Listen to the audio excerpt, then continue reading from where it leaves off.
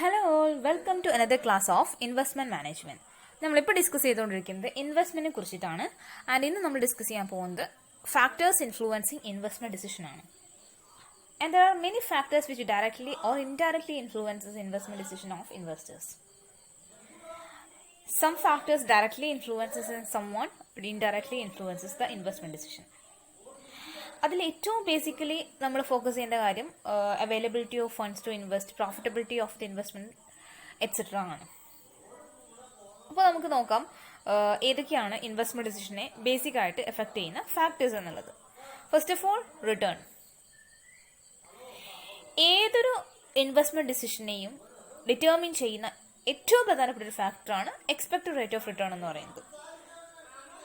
കാരണം ഏത് ഇൻവെസ്റ്ററും ഇൻവെസ്റ്റ്മെന്റ് എന്ന ഒരു ചിന്ത മനസ്സിലേക്ക് വരുമ്പോൾ ആദ്യം ഫോക്കസ് ചെയ്യുക റിട്ടേണിന്റെ മുകളിലേക്ക്. വിതൗട്ട് റിട്ടേൺ ഒരു ഇൻവെസ്റ്ററും എന്ത് ചെയ്യില്ല, ഇൻവെസ്റ്റ്മെന്റ് പ്രാക്ടീസസ് നടത്തില്ല. So basic and important factor എന്ന് പറയുന്നത് റിട്ടേൺ ആണ്. ചില ഇൻവെസ്റ്റ്മെന്റ്സിന് നമുക്ക് ഫിക്സഡ് ഇൻകം ലഭിക്കും, ചില ഇൻവെസ്റ്റ്മെന്റ്സിന് നമുക്ക് ഫിക്സഡ് ഇൻകം ലഭിക്കില്ല, വാരിയബിൾ ഇൻകം ആയിരിക്കും ലഭിക്കാം. So based on investors' expectation or based on investors' need, ഇൻവെസ്റ്റേഴ്സിന് തീരുമാനിക്കാം ഏതൊക്കെ ടൈപ്പ് ഓഫ് ഇൻവെസ്റ്റ്മെന്റ് ചൂസ് ചെയ്യണം എന്നുള്ളത്. So most of the investors took decision based upon return from the investment. So main point എന്ന് പറയുന്നത് return ആണ്. Then another factor influencing investment decision is forms of return. ഇപ്പൊ നേരത്തെ നമ്മൾ പറഞ്ഞ റിട്ടേണിനോടൊപ്പം തന്നെ ചേർക്കേണ്ട ഒരു കാര്യമാണ് ഫോംസ് ഓഫ് റിട്ടേൺ എന്ന് പറയുന്നത്. അതായത് ഡിഫറെന്റ് ഫോംസ് ഓഫ് റിട്ടേൺസ് ഉണ്ട്. ചില ഇൻവെസ്റ്റ്മെന്റ്സിന് നമുക്ക് ലഭിക്കുന്നത് ഇൻട്രസ്റ്റ് ആയിരിക്കും, ചില ഇൻവെസ്റ്റ്മെന്റ്സിന് നമുക്ക് ലഭിക്കുന്നത് ഡിവിഡൻഡ് ആയിരിക്കും. For some investment we will get capital appreciation. So പല രീതിയിലുള്ള റിട്ടേൺസ് ആണ് ഉണ്ടാവുക. നോർമലി നമുക്ക് ഈ സെക്യൂരിറ്റീസ് ഈൽഡ് ആണെങ്കിൽ നമ്മൾ രണ്ട് ടൈപ്പ് ഓഫ് റിട്ടേൺ ആണ് പറയാറുള്ളത്. ഒന്ന് പീരിയോഡിക് റിട്ടേണും ഒന്ന് ക്യാപിറ്റൽ ഗെയിനും. പീരിയോഡിക് റിട്ടേൺസ് എന്ന് പറയുമ്പോൾ ഇൻട്രസ്റ്റ്, ഡിവിഡൻഡ് എന്ന ഫോമിലായിരിക്കും. ക്യാപിറ്റൽ ഗെയിൻ എന്ന് പറയുന്നത് if there is an increase in the price of the investment or if there is an increase in the price of the securities, then the investor will get capital gain. So whatever it may be, forms of റിട്ടേണും കൂടി consider ചെയ്തിട്ടായിരിക്കും എന്ത് ചെയ്യുക ഒരു investor investment decision എടുക്കേണ്ടത്. കാരണം ഏത് ഫോമിലാണ് return ലഭിക്കേണ്ടത്, പീരിയോഡിക് റെസിപ്റ്റ് ആയിട്ടാണോ അല്ലെങ്കിൽ ക്യാപിറ്റൽ ഗെയിൻ ആയിട്ടാണോ, അതും കൂടി കൺസിഡർ ചെയ്തിട്ടായിരിക്കും ഇൻവെസ്റ്റർ എന്ത് ചെയ്യുന്നത്, ഇൻവെസ്റ്റ്മെന്റ് ഡിസിഷൻ എടുക്കുന്നത്. Then third point is risk appetite. Risk appetite means the ability to tolerate risk.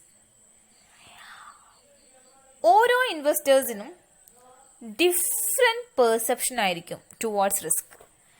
ചില ഇൻവെസ്റ്റേഴ്സിന് റിസ്കിനോട് അല്ലെങ്കിൽ റിസ്ക് എടുക്കാൻ വില്ലിംഗ് ആയിരിക്കും ചില ഇൻവെസ്റ്റേഴ്സ്, ചില ഇൻവെസ്റ്റേഴ്സ് നേരെ തിരിച്ചായിരിക്കും. So we can say that risk tolerance level differs from person to person.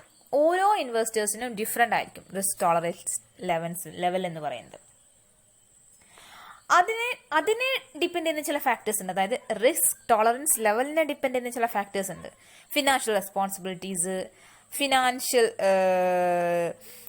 Strength, environment, basic qualities, personal factors, ഇതൊക്കെ risk അപ്പറ്റൈറ്റിനെ influence ചെയ്യുന്ന ഫാക്ടേഴ്സ് ആണ്. ഇതൊക്കെ ബേസ് ചെയ്തിട്ടായിരിക്കും ഒരു ഇൻഡിവിജ്വൽ എത്രത്തോളം റിസ്ക് ടോളറൻസ് ലെവലുള്ള ആളാണെന്ന് തീരുമാനിക്കുന്നത്.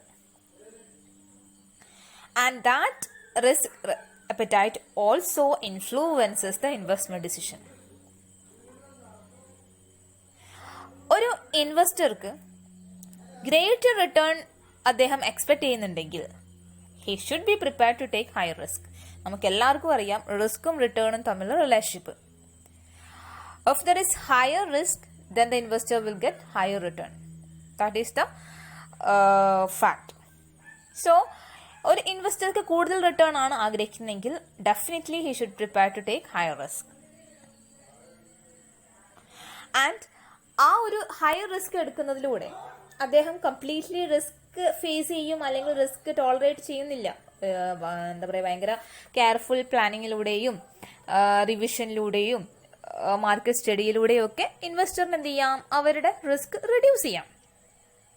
നേരെ മറിച്ച് ലെസർ റിട്ടേൺ മാത്രമാണ് എക്സ്പെക്ട് ചെയ്യുന്നതെങ്കിൽ, അതായത് സേഫ്റ്റി ആണ് മുന്നിൽ കാണുന്നതെങ്കിൽ, അത്തരത്തിലുള്ള ഇൻവെസ്റ്റേഴ്സിന് ലോവർ റിസ്ക് എന്ത് ചെയ്താൽ മതി, ബിയർ ചെയ്താൽ മതി. ഇപ്പോൾ റിസ്ക് അപ്പറ്റൈറ്റ് ഡിഫറൻസ് ആണ്. അപ്പോൾ റിസ്ക് അപ്പറ്റൈറ്റും കൂടി കൺസിഡർ ചെയ്തിട്ടാണ് ഇൻവെസ്റ്റ്മെന്റ് ഡിസിഷൻ എടുക്കുന്നത്. പല ടൈപ്പ് ഇൻവെസ്റ്റേഴ്സ് ഉണ്ട്. കൺസർവേറ്റീവ് ഇൻവെസ്റ്റേഴ്സ് ഉണ്ട്, അഗ്രസീവ് ഇൻവെസ്റ്റേഴ്സ് ഉണ്ട്. കൺസർവേറ്റീവ് ഇൻവെസ്റ്റേഴ്സ് എന്നൊക്കെ പറയുമ്പോൾ ഇപ്പോൾ പറഞ്ഞ പോലെ റിസ്ക് ടോളറൻസ് ലെവൽ വളരെ കുറവുള്ള ഇൻവെസ്റ്റേഴ്സ് ആയിരിക്കും കൺസർവേറ്റീവ് ഇൻവെസ്റ്റേഴ്സ് എന്ന് പറയുന്നത്. അഗ്രസീവ് ഇൻവെസ്റ്റേഴ്സ് നേരെ ഓപ്പോസിറ്റ് ആയിരിക്കും. ഓക്കെ, അപ്പോൾ അതുകൂടി കൺസിഡർ ചെയ്തിട്ടായിരിക്കും ഇൻവെസ്റ്റ്മെന്റ് ഡിസിഷൻ എടുക്കേണ്ടത്. Fourth one, objectives of investment. നമ്മൾ ഏതൊരു ഇൻവെസ്റ്റ്മെന്റ് ഡിസിഷൻ എടുക്കുമ്പോഴും നമുക്കൊരു ഒബ്ജക്റ്റീവ് ഉണ്ടായിരിക്കണം. ചില ഇൻവെസ്റ്ററിന്റെ ഒബ്ജക്റ്റീവ് എന്ന് പറയുന്നത് സേഫ്റ്റി ഓഫ് പ്രിൻസിപ്പൽ എമൗണ്ട് ആയിരിക്കും. പ്രിൻസിപ്പൽ എമൗണ്ട് സേഫ് ആക്കി വെച്ചുകൊണ്ട് ലോ റിസ്കി ആയിക്കൊണ്ട് ലഭിക്കുന്ന ലോ റേറ്റ് ഓഫ് റിട്ടേണിൽ അവർ സാറ്റിസ്ഫൈഡ് ആയിരിക്കും. ബട്ട് അഗ്രസീവ് ഇൻവെസ്റ്റർ ആണെങ്കിൽ, ഞാൻ നേരത്തെ പറഞ്ഞ പോലെ അഗ്രസീവ് ഇൻവെസ്റ്റേഴ്സ് ആണെങ്കിൽ അവർക്ക് ഹയർ റിട്ടേൺ എക്സ്പെക്ട് ചെയ്യും അവർ. ആൻഡ് ഹയർ റിട്ടേൺ എക്സ്പെക്ട് ചെയ്യുന്നത് തന്നെ എങ്ങനെയായിരിക്കും, അവർ വില്ലിങ് ആയിരിക്കും, ഹയർ റിസ്ക് എടുക്കാനും വില്ലിങ് ആയിരിക്കും. ഹയർ റിസ്ക് എടുത്തുകൊണ്ട് ഹയർ റിട്ടേൺ എക്സ്പെക്ട് ചെയ്യുന്നവരും ആയിരിക്കും. അത്തരത്തിൽ ഒബ്ജക്റ്റീവ് ഉള്ള ആൾക്കാരും ഉണ്ടാവും.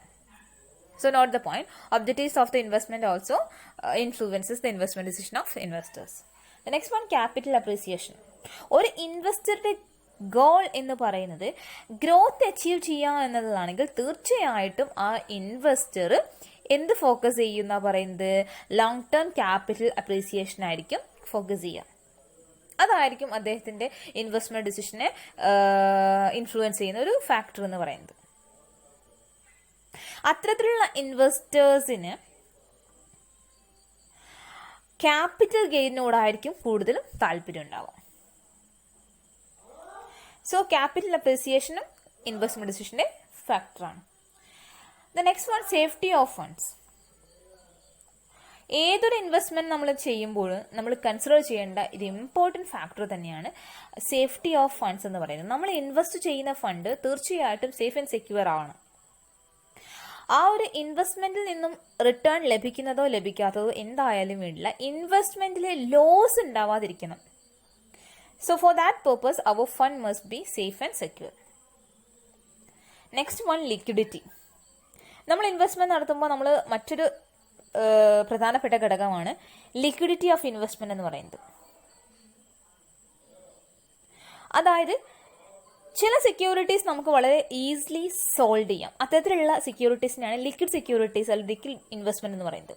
അപ്പോൾ നമുക്ക് എപ്പോഴാണ് നമുക്ക് ആ ഫണ്ട് ആവശ്യമായിട്ട് വരിക, ആ ടൈമിൽ നമുക്കത് ക്യാഷിലേക്ക് കൺവേർട്ട് ചെയ്യാൻ സാധിക്കുന്ന അല്ലെങ്കിൽ നമുക്ക് മാർക്കറ്റ് ചെയ്യാൻ സാധിക്കുന്ന സെക്യൂരിറ്റീസ് ആയിരിക്കണം നമ്മൾ പ്രിഫർ ചെയ്യേണ്ടത്. So why we are selecting our investment or why we are selecting our securities or any other investment instrument, we should keep in mind that about degree of liquidity required. The eighth one, tax consideration. നമ്മളൊരു investment avenue choose ചെയ്യുമ്പോൾ നമ്മൾ tax കൺസിഡറേഷൻ്റെ provisions കൂടി ഒന്ന് consider ചെയ്യാം.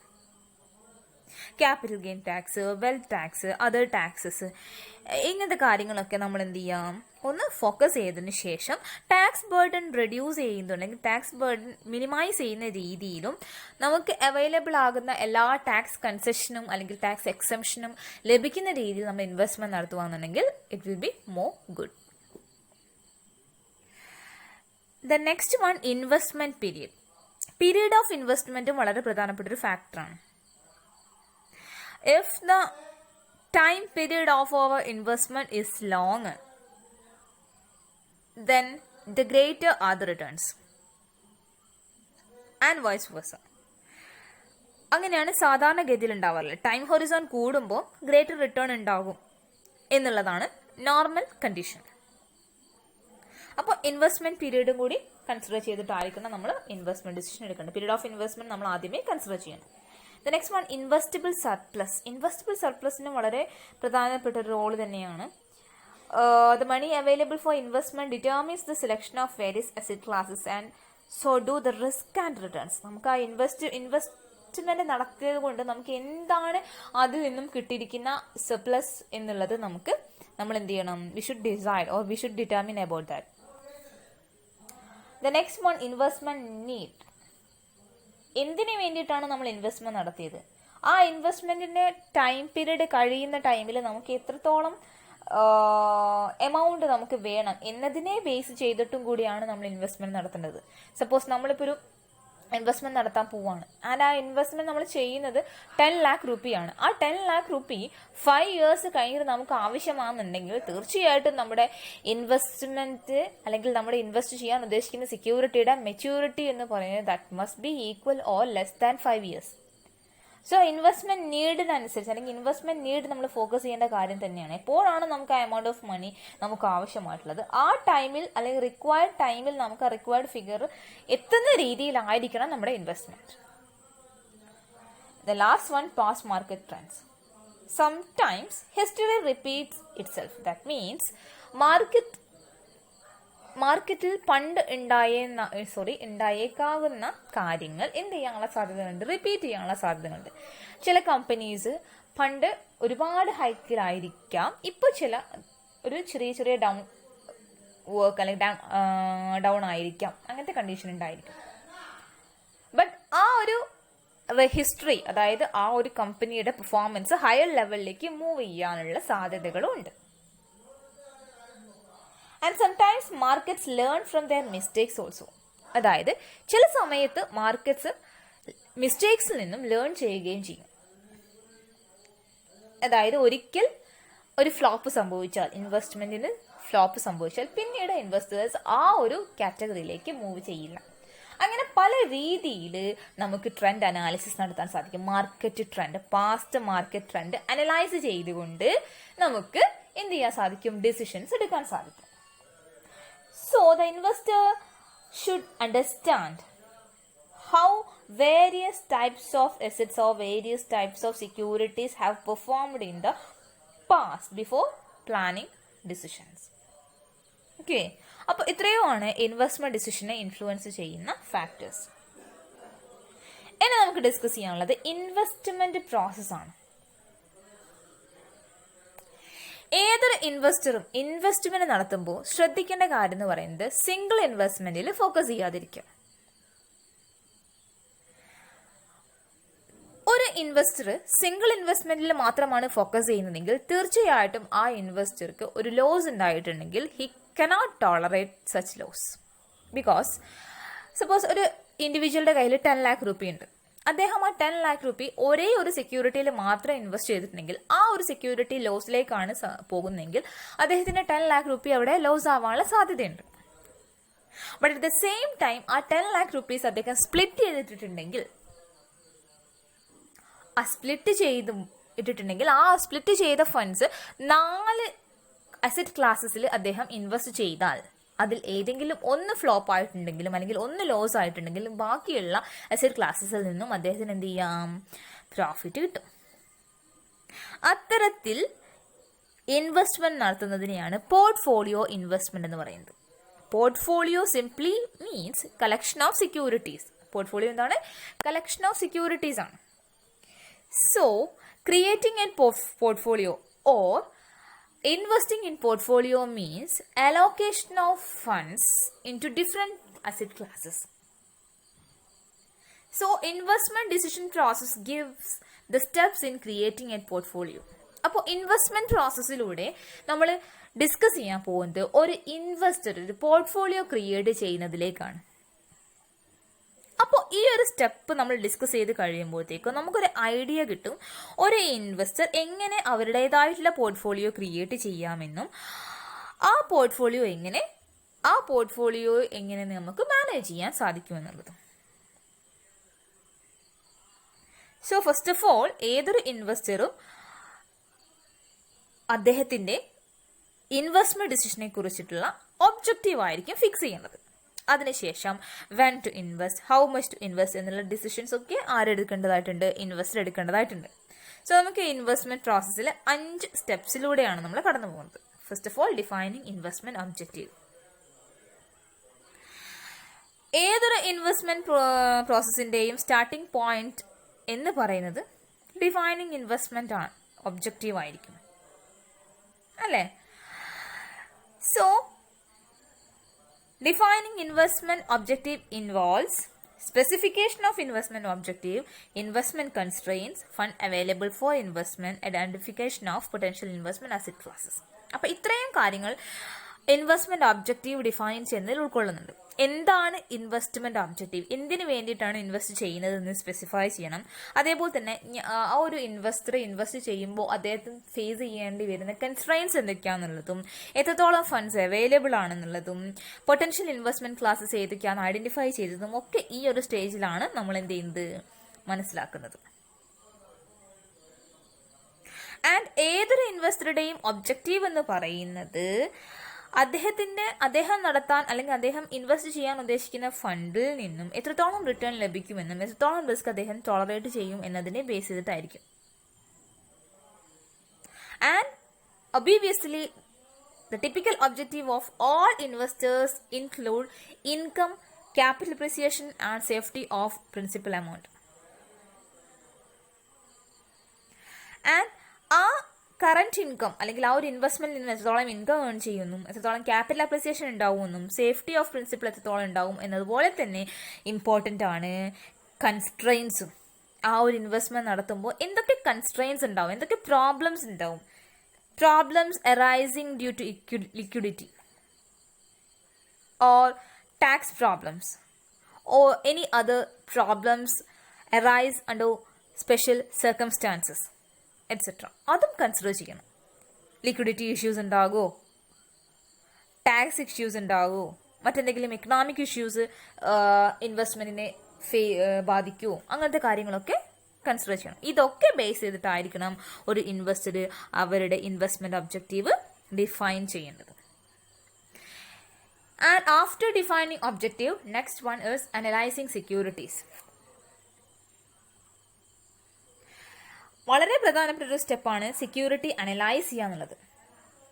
Security analyse ചെയ്യാന്ന് വെച്ചിട്ടുണ്ടെങ്കിൽ ഏത് security അല്ലെങ്കിൽ ഏത് അസറ്റ് ക്ലാസ്സിലേക്കാണ് അല്ലെങ്കിൽ ഏത് അസറ്റ്സ് ആണ് അദ്ദേഹം ഫോക്കസ് ചെയ്യുന്നത്, ഇൻവെസ്റ്റർ ഏത് അസറ്റ് ക്ലാസ് ആണ് ഫോക്കസ് ചെയ്യുന്നത് എന്നതിനെ ബേസ് ചെയ്തിട്ട് ആ type of asset class study ചെയ്യുക അല്ലെങ്കിൽ അനലൈസ് ചെയ്യുക. സപ്പോസ് നമ്മളിപ്പോൾ ഒരു ഇൻവെസ്റ്റർ ഫോക്കസ് ചെയ്യുന്നത് ഇക്വിറ്റി ഇൻവെസ്റ്റ്മെന്റ് ആണെന്ന് വിചാരിക്കുക. അങ്ങനെയാണെന്നുണ്ടെങ്കിൽ ഈ സെക്കൻഡ് സ്റ്റെപ്പിൽ അദ്ദേഹം ഫോക്കസ് ചെയ്യുന്നത് ഇക്വിറ്റി അനാലിസിസ് ആയിരിക്കും. എന്താണ് ഇക്വിറ്റി അനാലിസിസ് നടത്തും. ഇക്വിറ്റി അനാലിസിസ് നടത്തും എന്താണെന്ന് വെച്ചിട്ടുണ്ടെങ്കിൽ investor distinguish between overpriced and underpriced stock. എന്താണ് നോക്കുന്നത്, ഓവർ പ്രൈസ്ഡ് ആയിട്ടും അണ്ടർ പ്രൈസ്ഡ് ആയിട്ടുള്ള സ്റ്റോക്ക് ചെക്ക് ചെയ്യാണ് അല്ലെങ്കിൽ ഡിസ്റ്റിംഗ്വിഷ് ചെയ്യാണ്. ഈ overpriced and underpriced സ്റ്റോക്കിനെ ബേസ് ചെയ്തിട്ടാണ് സെക്യൂരിറ്റി ചൂസ് ചെയ്യുന്നത്. അതിനു വേണ്ടിയിട്ട് രണ്ട് രീതിയിലുള്ള അനാലിസിസ് ആണ് നടത്തുന്നത്. സെക്യൂരിറ്റി അനാലിസിസിന് വേണ്ടിയിട്ട് രണ്ട് ടൈപ്പ് അനാലിസിസ് ഉണ്ട്. ടെക്നിക്കൽ അനാലിസിസും ഉണ്ട്, ഫണ്ടമെന്റൽ അനാലിസിസും ഉണ്ട്. ടെക്നിക്കൽ അനാലിസിസ് എന്ന് വെച്ചിട്ടുണ്ടെങ്കിൽ സ്റ്റോക്ക് പ്രൈസ് മൂവ്മെന്റ്സ്, അതായത് ഈ ഇക്വിറ്റി ആണല്ലോ നമ്മൾ അനലൈസ് ചെയ്യുന്നത്. ഇക്വിറ്റി ആണ് അനലൈസ് ചെയ്യുന്നതെങ്കിൽ ഇക്വിറ്റി ഷെയർസിന്റെ പ്രൈസ് മൂവ്മെന്റ്സ്, മാർക്കറ്റിൽ ആകമാനം, ക്യാപിറ്റൽ മാർക്കറ്റിൽ ആകമാനം, ഇക്വിറ്റി ഷെയറിന്റെ പ്രൈസ് മൂവ്മെന്റ്സിന്റെ ട്രെൻഡ് സ്റ്റഡി ചെയ്യാവുന്നതാണ്. അതിന് ഒരുപാട് മെത്തേഡ്സും ടൂൾസും ഒക്കെ ഉണ്ട്. നമുക്ക് ടെക്നിക്കൽ അനാലിസിസ് എന്നുള്ള ചാപ്റ്റർ വരെ ഡിസ്കസ് ചെയ്യാനുണ്ട്. അപ്പോൾ നമുക്ക് കൂടുതലായിട്ട് നമുക്ക് ക്ലാരിഫിക്കേഷൻസ് കിട്ടും. ഇപ്പം മനസ്സിലാക്കുക, ടെക്നിക്കൽ അനാലിസിസ് എന്ന് വെച്ചിട്ടുണ്ടെങ്കിൽ സ്റ്റോക്ക് പ്രൈസ് മൂവ്മെന്റ്സിന്റെ ട്രെൻഡ് അനലൈസ് ചെയ്യുക. ട്രെൻഡ്, പാറ്റേൺ, ചാർട്ട്സ് ഒക്കെ വെച്ചുകൊണ്ട് പ്രൈസ് മൂവ്മെന്റ്സ് സ്റ്റഡി ചെയ്തിട്ട് ഫ്യൂച്ചർ പ്രൈസ് മൂവ്മെന്റ്സ് പ്രഡിക്റ്റ് ചെയ്യുന്ന രീതിയാണ് ടെക്നിക്കൽ അനാലിസിസ് എന്ന് വിളിക്കുന്നത്. അതായത് നമ്മൾ നേരത്തെ പറഞ്ഞില്ലേ, പാസ്റ്റ് ട്രെൻഡ്സ് റിപ്പീറ്റ് ചെയ്യും എന്ന അസംഷനിലാണ് ടെക്നിക്കൽ അനാലിസിസ് നടത്തുന്നത്. മറ്റൊരു ടൈപ്പ് ഓഫ് അനാലിസിസ് ആണ് ഫണ്ടമെന്റൽ അനാലിസിസ്. ഫണ്ടമെന്റൽ അനാലിസിസിൽ പറയുന്നത് ഇൻട്രിൻസിക് വാല്യൂ തന്നെയാണ് ഒരു സെക്യൂരിറ്റിയുടെ പ്രസന്റ് വാല്യൂ എന്ന ഒരു ബിലീഫാണ് ഫണ്ടമെന്റൽ അനാലിസിസിൽ. അതുകൊണ്ട് തന്നെ present value is computed by forecasting the timing and amount of future cash flows and discounting these by applying appropriate discount rate. അപ്പോൾ ഈ ഫണ്ടമെന്റൽ അനാലിസിസിൽ എന്താ ചെയ്യുന്നത്, PV കാൽക്കുലേറ്റ് ചെയ്യുന്നു, പ്രസന്റ് വാല്യൂ കമ്പ്യൂട്ട് ചെയ്യുന്നു, ടൈം പീരീഡും ഫ്യൂച്ചർ ക്യാഷ് ഫ്ലോസിന്റെ എമൗണ്ടും വെച്ചിട്ട് അത് ഒരു appropriate discount rate വെച്ച് ഡിസ്കൗണ്ട് ചെയ്തിട്ട് PV കാൽക്കുലേറ്റ് ചെയ്തിട്ടാണ് ഫണ്ടമെന്റൽ അനാലിസിസിലൂടെ ഒരു സ്റ്റോക്കിന്റെ വാല്യൂ നിശ്ചയിക്കുന്നത്. ഈ രീതിയിൽ സെക്യൂരിറ്റീസ് അനലൈസ് ചെയ്തിട്ട് ഓവർ പ്രൈസ് സെക്യൂരിറ്റീസ് ആണോ അണ്ടർ പ്രൈസ് സെക്യൂരിറ്റീസ് ആണോ എന്നുള്ളത് നോക്കുകയാണ് അനലൈസിങ് സെക്യൂരിറ്റീസിൽ ചെയ്യുന്നത്. അങ്ങനെ ചെയ്യുന്ന സമയത്ത് ഒരു സ്റ്റോക്ക് അണ്ടർ വാല്യൂഡ് ആണ് എന്ന് മനസ്സിലാക്കി കഴിഞ്ഞിട്ടുണ്ടെങ്കിൽ, എന്താണ് ഒരു സ്റ്റോക്ക് അണ്ടർ വാല്യൂഡ് ആണ് എന്ന് മനസ്സിലാക്കി, and that is worth for investing only if this intrinsic value is reasonably less than the stock's current market price. ആ ഒരു കണ്ടീഷൻ ആണെങ്കിൽ മാത്രം എന്ത് ചെയ്യാം, ആ ഒരു സ്റ്റോക്ക് വാങ്ങാം. ആ ഒരു രീതിയിലാണ് സെക്യൂരിറ്റി അനലൈസ് ചെയ്തുകൊണ്ട് ഇൻവെസ്റ്റേഴ്സ് ഓരോ സ്റ്റോക്കും എന്ത് ചെയ്യുന്നത്, ചൂസ് ചെയ്യുന്നത്. ദെൻ തേർഡ് സ്റ്റെപ്പ്, അപ്പൊ നമ്മൾ ഓരോ സ്റ്റോക്സ് ഒക്കെ ചൂസ് ചെയ്തു. ഇപ്പൊ ഇക്വിറ്റി ചൂസ് ചെയ്തു, അതേപോലെ തന്നെ നമുക്ക് ഫണ്ടമെന്റൽ അനാലിസിസിന്റെയും ടെക്നിക്കൽ അനാലിസിസിന്റെയും സഹായത്തോടെ കൂടി മറ്റ് അസറ്റ് ക്ലാസസ് ഒക്കെ നമുക്ക് എന്ത് ചെയ്യാം, ചൂസ് ചെയ്യാം. ഇനി മൂന്നാമത്തെ സ്റ്റെപ്പ് പറയുന്നത് കൺസ്ട്രക്ടിങ് എ പോർട്ട്ഫോളിയോ. എന്താണ് പോർട്ട്ഫോളിയോ? ഞാൻ നേരത്തെ പറഞ്ഞു, പോർട്ട്ഫോളിയോ എന്ന് പറയുന്നത് കളക്ഷൻ ഓഫ് സെക്യൂരിറ്റീസ് ആണ്, അല്ലെ? അപ്പോൾ ഒരു ഇൻവെസ്റ്റർ എന്ത് ചെയ്യുന്നു, അദ്ദേഹത്തിന്റെ കയ്യിലുള്ള എമൗണ്ട് ഡിഫറെന്റ് അസറ്റ് ക്ലാസസിലേക്ക് എന്ത് ചെയ്യുന്നു, സ്പ്രെഡ് ചെയ്യുന്നു അല്ലെങ്കിൽ സ്പ്ലിറ്റ് ചെയ്യുന്നു. ആ രീതിയിൽ ഒരു പോർട്ട്ഫോളിയോ കൺസ്ട്രക്ട് ചെയ്യുന്നു. അങ്ങനെ കൺസ്ട്രക്ട് ചെയ്യുന്നത് 3 സ്റ്റെപ്സിലൂടെയാണ്. ഫസ്റ്റ് സ്റ്റെപ്പ് എന്ന് പറയുന്നത്, first decision is about how to allocate portfolio across different asset classes. അതായത് ഒരു ഇൻവെസ്റ്ററുടെ കയ്യിൽ 10 lakh rupees ഉണ്ടെങ്കിൽ ആ 10 lakh rupees ഡിഫറെന്റ് അസറ്റ് ക്ലാസസിലേക്ക് എങ്ങനെയൊക്കെ അലോക്കേറ്റ് ചെയ്യാം എന്നുള്ളത് തീരുമാനിക്കും. അതായത് ഇക്വിറ്റിയിലേക്ക് എത്ര അലോക്കേറ്റ് ചെയ്യണം, ഫിക്സഡ് ഇൻകം സെക്യൂരിറ്റിയിലേക്ക് എത്ര അലോക്കേറ്റ് ചെയ്യണം, റിയൽ എസ്റ്റേറ്റിലേക്ക് എത്രത്തോളം അലോക്കേറ്റ് ചെയ്യണം, റിയൽ എസ്റ്റേറ്റിലേക്ക് എത്രത്തോളം അലോക്കേറ്റ് ചെയ്യണം, ബുള്ളിയൻസിലേക്ക് എത്രത്തോളം അലോക്കേറ്റ് ചെയ്യണം, അത് തീരുമാനിക്കലാണ് ആദ്യം ചെയ്യുന്ന കാര്യം. രണ്ടാമത് ചെയ്യുന്നത് second component is the asset selection decision. ഇപ്പൊ നേരത്തെ പറഞ്ഞല്ലോ, equities, fixed income securities, real estate എന്നീ കാര്യങ്ങളൊക്കെ പറഞ്ഞു. ഇനി അതിന്റെ സബ് ക്ലാസിഫിക്കേഷനിലേക്ക് പോവാം. അപ്പൊ ഫിക്സഡ് ഇൻകം സെക്യൂരിറ്റീസ് എന്ന് പറയുമ്പോൾ അവിടെ FD ഉണ്ട്, അല്ലെ? ഫിക്സഡ് ഡെപ്പോസിറ്റ് ഉണ്ട്, അതേപോലെ തന്നെ ബോൺസ് ഉണ്ട്, ഡിബെഞ്ചേഴ്സ് ഉണ്ട്. ഇതൊക്കെ ഫിക്സഡ് ഇൻകം സെക്യൂരിറ്റീസ്. അപ്പൊ അതിനുള്ളിലുള്ള സബ് ക്ലാസിഫിക്കേഷൻ ചൂസ് ചെയ്യാം. പിന്നെ റിയൽ എസ്റ്റേറ്റ് പറഞ്ഞു, റിയൽ എസ്റ്റേറ്റിൽ തന്നെ എന്തുണ്ട്, പ്ലോട്ട് ഉണ്ട്, അല്ലെ? റെസിഡൻഷ്യൽ പ്ലോട്ട് ഉണ്ട്, ഇൻഡസ്ട്രിയൽ പ്ലോട്ട്സ് ഉണ്ട്. അപ്പൊ അതിൽ ഏതാന്നുള്ളത് ചൂസ് ചെയ്യാം. അതാണ് second component. And final component is execution. അതായത് പോർട്ട്ഫോളിയോ എന്ത് ചെയ്യാം, ക്രിയേറ്റ് ചെയ്യാം. എന്തിനാണ് ഇങ്ങനെ ക്രിയേറ്റ് ചെയ്യുന്നത് പോർട്ട്ഫോളിയോ എന്ന് ചോദിച്ചിട്ടുണ്ടെങ്കിൽ, of course for minimising risk. നേരത്തെ പറഞ്ഞല്ലോ, ഒരു വ്യക്തിയുടെ കയ്യിലുള്ള ടോട്ടൽ ഫണ്ടും ഒരേ ഒരു ഇൻവെസ്റ്റ്മെന്റിലേക്ക് മാത്രം ഫോക്കസ് ചെയ്യുമ്പോൾ അതിനുണ്ടാകുന്ന റിസ്ക് അല്ലെങ്കിൽ അതിന്റെ ലോസ് കംപ്ലീറ്റ് ആയിട്ട് ബിയർ ചെയ്യാൻ ചിലപ്പോൾ ഇൻവെസ്റ്റേഴ്സിന് സാധിക്കാതെ വരും. അപ്പോൾ അത് ഒഴിവാക്കാൻ വേണ്ടിയിട്ട്, റിസ്ക് മിനിമൈസ് ചെയ്യാൻ വേണ്ടിയിട്ടാണ് പോർട്ട്ഫോളിയോ കൺസ്ട്രക്ഷൻ നടത്തുന്നത്. Then fourth step is performance evaluation. അപ്പോൾ നമ്മൾ പോർട്ട്ഫോളിയോ കൺസ്ട്രക്ട് ചെയ്തു, പോർട്ട്ഫോളിയോ എക്സിക്യൂട്ട് ചെയ്തു, അടുത്തത് നമ്മൾ പോർട്ട്ഫോളിയോ ഇവാലുവേറ്റ് ചെയ്യണം. എല്ലായ്പ്പോഴും ഇൻവെസ്റ്റ്മെന്റ് നമ്മൾ എന്ത് ചെയ്തുകൊണ്ടിരിക്കണം, ചെക്ക് ചെയ്തുകൊണ്ടേയിരിക്കണം, ഇവാലുവേറ്റ് ചെയ്തുകൊണ്ടേയിരിക്കണം. കാരണം investment is always subject to uncertainty. So periodical evaluation is necessary. അങ്ങനെ പീരിയോഡിക്കൽ ഇവാലുവേഷൻ നടത്തിയിട്ടുണ്ടെങ്കിൽ മാത്രമേ ഉള്ളൂ നമ്മുടെ പോർട്ട്ഫോളിയോ പ്രോപ്പർ ആയിട്ട് വർക്ക് ആവത്തുള്ളൂ. അങ്ങനെ പീരിയോഡിക്കൽ ഇവാലുവേഷൻ നടത്തിക്കൊണ്ടിരിക്കുമ്പോൾ, if there is necessary, the investor may consider switching over to alternate proposal. അതായത് ഇപ്പോൾ നമ്മൾ കൺസ്ട്രക്ട് ചെയ്ത പോർട്ട്ഫോളിയോയിൽ എന്തെങ്കിലും ലിമിറ്റേഷൻസ് ഉണ്ടെങ്കിൽ, എന്തെങ്കിലും ഡ്രോബാക്സ് ഉണ്ടെങ്കിൽ, ആ ഒരു പോർട്ട്ഫോളിയോ ഇവാലുവേഷൻ നടത്തുന്നതിലൂടെ ഇൻവെസ്റ്റർ അത് എന്ത് ചെയ്യണം, ആ ഒരു ഇൻവെസ്റ്റ്മെന്റ് സ്വിച്ച് ഓവർ നടത്തണം. എന്നുണ്ടെങ്കിൽ മാത്രമേ ഉള്ളൂ റിസ്ക് എക്സ്പോഷർ ആ ഒരു ഇൻവെസ്റ്ററിന് കുറയ്ക്കാൻ സാധിക്കത്തുള്ളൂ. അങ്ങനെ പെർഫോമൻസ് ഇവാലുവേഷൻ നടത്തുന്നതിലൂടെ നമുക്ക് നിലവിലുള്ള പോർട്ട്ഫോളിയോ പെർഫോമൻസ് മനസ്സിലാക്കാനും അതേപോലെ തന്നെ പ്രോപ്പർ ഫീഡ്ബാക്ക് കൊടുക്കാനും സാധിക്കും. And last one, portfolio revision.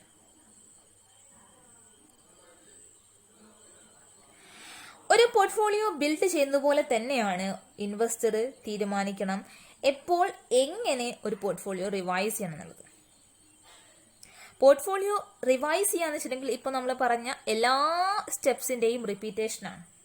നമ്മൾ ഒന്നുകൂടി നമ്മൾ ഒബ്ജക്റ്റീവ് ഫോക്കസ് ചെയ്യുക, എന്തെങ്കിലും ഒബ്ജക്റ്റീവിൽ എന്തെങ്കിലും ചേഞ്ചസ് ഉണ്ടെങ്കിൽ അത് തിരുത്തുക, അതിനുശേഷം സെക്യൂരിറ്റി അനലൈസ് ചെയ്യുക, പോർട്ട്ഫോളിയോ റീകൺസ്ട്രക്ട് ചെയ്യുക, അതിനുശേഷം പെർഫോമൻസ് ഇവാലുവേറ്റ് ചെയ്യുക, റിവൈസ് ചെയ്യുക. ഈ ഒരു പ്രോസസ്സ് കണ്ടിന്യൂ ചെയ്തുകൊണ്ടേയിരിക്കും.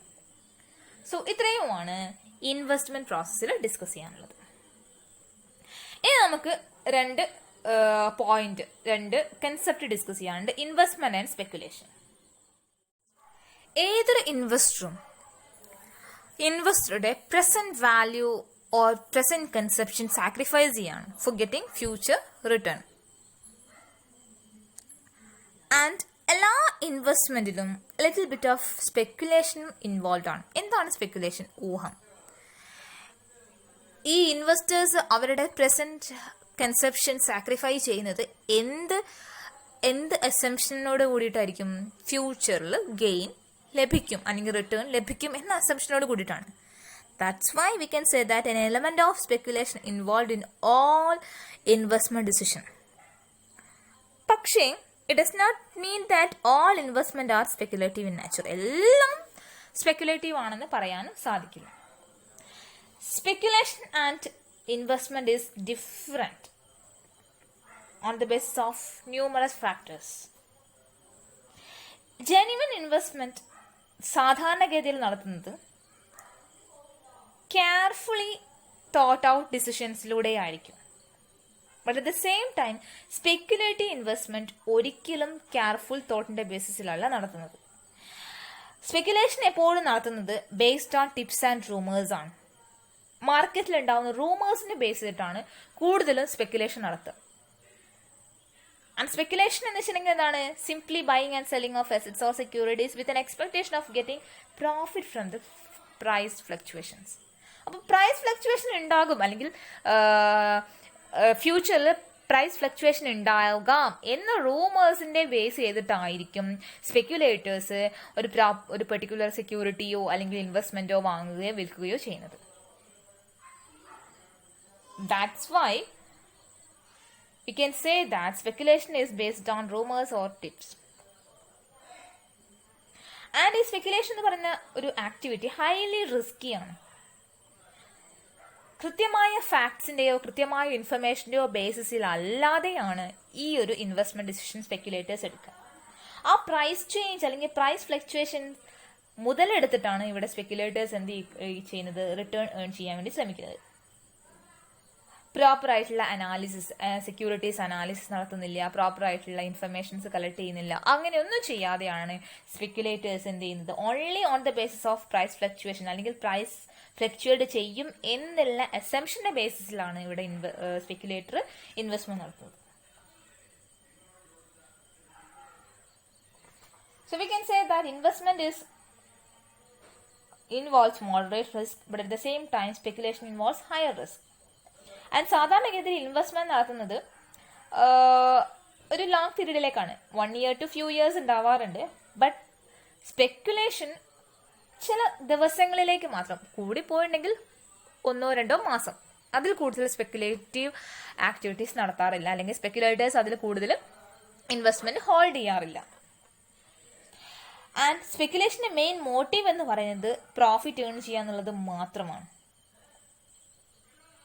ആൻഡ് സ്പെക്കുലേറ്റേഴ്സ് അവരുടെ തന്നെ ഫണ്ട് എടുത്തിട്ടോ അതേപോലെ തന്നെ ബോറോഡ് ഫണ്ട് യൂസ് ചെയ്തിട്ടും അതായത് ഓൺഡ് ഫണ്ട് യൂസ് ചെയ്തിട്ടും ബോറോഡ് ഫണ്ട് യൂസ് ചെയ്തിട്ടും എന്ത് ചെയ്യാറുണ്ട്? സ്പെക്കുലേഷൻ ആക്ടിവിറ്റീസിലേക്ക്